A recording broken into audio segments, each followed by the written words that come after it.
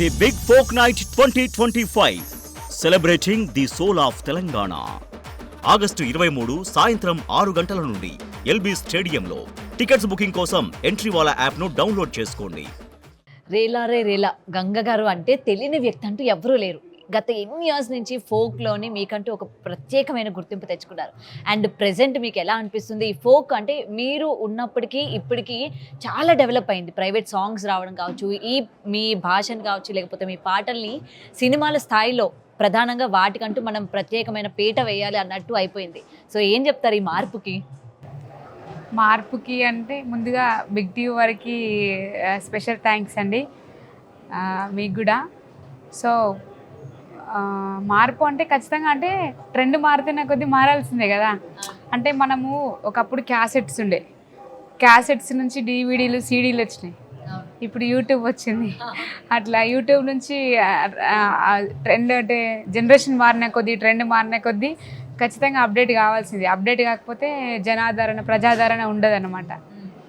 చాలా సంతోషం. అంటే ఒకప్పుడు జానపదాలు, ఫోక్ సాంగ్స్ సినిమా పాటలకి, సినిమాలలో పాడే వాళ్ళకు ఉన్నంత పేరు మాకు జానపద గాయకులకి, జానపద పాటలకి ఉండదు అని బాధపడేవాళ్ళం. కానీ ఇప్పుడు సినిమా పాటకి ధీటుగా ఏం తక్కువ కూడా లేదు. ప్రపంచ స్థాయిలో జానపదం కూడా నిలబడుతుంది. దానికి నేను ఒక జానపద ఉద్యమ గాయనిగా చాలా సంతోషపడుతుంటే, చాలా గర్వంగా ఫీల్ అవుతుంటే. అంటే కాంపిటీషన్ కూడా ఏంటంటే మనకి సినిమాల్లో ఉన్న పాటలు మీరు యూట్యూబ్లో కనుక పెట్టినట్లయితే ఫోక్ సాంగ్కి వచ్చినంత వ్యూవర్షిప్ కూడా నార్మల్ సాంగ్స్ అస్సలు తీసుకోలేకపోతున్నాయి. సో ప్రధానంగా ఆ డిఫరెన్స్ కూడా మీకు ఎలా అనిపిస్తూ ఉంటుంది? ఈ మధ్య వాటి మీద ఫోకస్ చేసేసారు కదా మనం. అవును, చాలా సంతోషం అనిపిస్తుంది కదా. ఎప్పుడు అంటే మా పాట ఎప్పుడు అంటే ప్రపంచ స్థాయిలో జానపదం నిలబడుతుంది అని అంటే చాలా సంతోషం అనిపిస్తుంది కదా. ఎక్కడో మారుమూల ప్రాంతంలో మట్టి పని చేసుకుంటూ, పొలం పనులు చేసుకుంటూ పాడుకునే పాట అంటే, మామూలుగా ప్రజలు జానపద పాటలు అని అంటే కష్టాన్ని మర్చిపోవడానికి కైగట్టుకొని పాడుకునే పాటలు. ఆ పాటలు ప్రపంచ స్థాయిలో గుర్తింపు వస్తుంది అని అంటే చాలా సంతోషంగా ఫీల్ అవుతాం కదా, చాలా హ్యాపీగా ఫీల్ అవుతాం కదా. అవును. అండ్ రీసెంట్గా మీరు చాలా పాటలు చూసుంటారు కదా, అంటే మీ మనసుకి హత్తుకొని ఆ లిరిక్స్ కావచ్చు, లేకపోతే వాళ్ళు ఇచ్చిన బ్యాక్గ్రౌండ్ మ్యూజిక్ కావచ్చు, మీరు బాగా ఎమోషనల్ అయ్యి బాగా కనెక్ట్ అయిన సాంగ్ ఏదైనా ఉందా మీ పాట కాకుండా? ఎమోషనల్గా అంటే ఫోక్ ఒక ట్రెండ్ ఇప్పుడు ఈ 1-2 మంత్స్లో ఒక ట్రెండ్ సెట్ అయిందంటే రాను బొంబాయికి రాను, తమ్ముడు కళ్యాణ్ కీస్ మ్యూజిక్ చేసిండు. అది చాలా సూపర్. అసలు దాదాపు 350 millions ఏమో పోయింది అది సినిమా పాటకి. పోయిందా? వేరే వేరే దేశాలకు కూడా పాకేసింది కదా. అట్లా అదొకటి. తర్వాత ఎమోషనల్గా అంటే తమ్ముడు బుల్లెట్ బండి లక్ష్మణ్ రాసిండు ఆ పాట. లవ్ ఫెయిలియర్ సాంగ్స్ అంటే లవ్ ఫెయిలియర్ అని కూడా కాదు, అది వాళ్ళ లైఫ్ స్టైల్, వాళ్ళ వైఫ్. మా కోసం ఒక్కసారి ఒక చిన్న లైన్స్ పాడతారా? అందులో అది వింటున్నావు పిల్ల ఎన్నెన్ని బాధల్లా దిగమింగుకుంటూ అని ఏదో ఉంటుంది నాకు అందులో చాలా లైన్స్. ఆల్మోస్ట్ అంటే ఆ పాట అంతా బాగుంది. అందులో ఎదభారాలకి బక్కగైనది ఒళ్ళు అని చెప్పి ఉంటుంది అన్నమాట. అంటే ఎదురు చూస్తుంది అన్నమాట తను. వాళ్ళ వైఫ్ వాళ్ళ లైఫ్ స్టైల్ తీసుకొని వాళ్ళ ఓన్ స్టోరీ తీసుకొని రాసిండు అన్నమాట. నాకు ఆ పాట చాలా నచ్చింది. ఎమోషనల్ అయ్యారా? చాలా చాలా బాగుంది. అంటే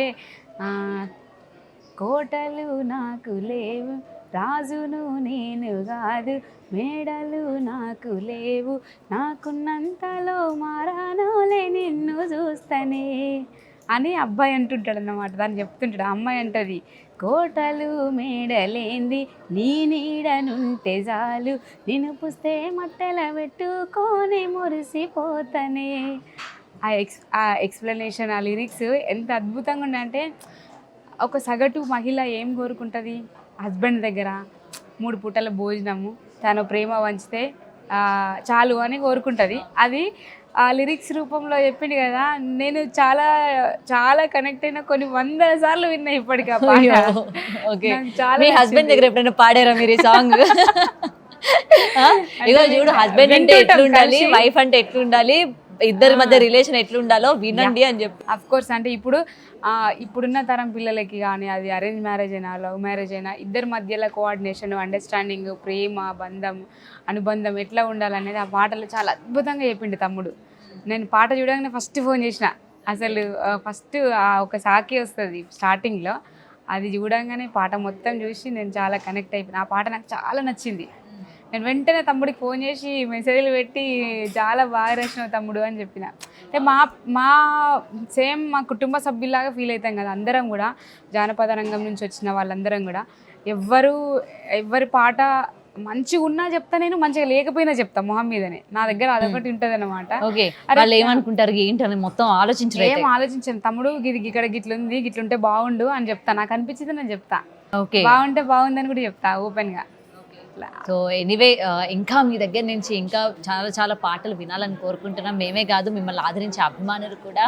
అండ్ ఈగర్లీ వెయిట్ చేస్తూ ఉన్నాం. నెక్స్ట్ మీ ప్రాజెక్ట్స్ ఏంటి, నెక్స్ట్ ఎలాంటి సాంగ్స్ మీరు మా ముందుకు తీసుకురాబోతున్నారు ఏంటి అని.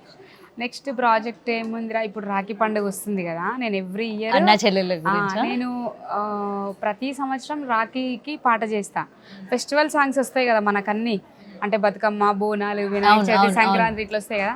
ఈ అన్నిటికీ ఏం ఫెస్టివల్ సాంగ్స్ ఏం చేయను, కానీ స్పెషల్గా నేను రాఖీ పండుగకి పాట చేసుకుంటా. ఎందుకంటే మాకు ఓన్ బ్రదర్స్ లేరు. నన్ను చాలామంది అక్క, చెల్లె అని పిలిచి వేలాది మంది తమ్ముళ్ళు, అన్నలు ఉంటారు కదా, వాళ్ళ కోసం నేను రాఖీ పండుగకి ఖచ్చితంగా పాట చేస్తా. రైట్, మేము కూడా వెయిట్ చేస్తూ ఉంటాం. మా అన్నలకి, తమ్ముళ్ళకి మేము కూడా డెడికేట్ చేసుకోవడానికి. తప్పకుండా. Thank you so much. Thank you రా.